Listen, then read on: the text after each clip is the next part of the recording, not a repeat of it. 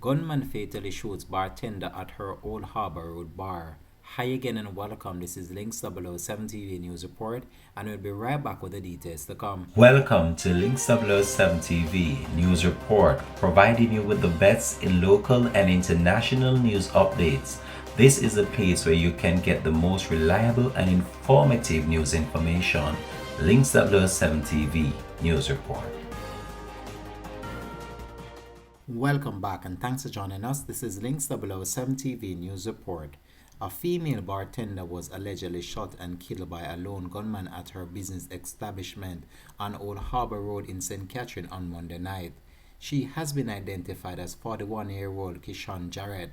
Information reaching Links 007 TV News is that shortly after 8 p.m., a man entered Jarrett's bar and opened fire, hitting her several times all over her body. He then fled the scene before residents alerted the police. Jarrett was transported to the hospital where she succumbed to her injuries. The police have not yet established no motive for this latest homicide as the investigation continues.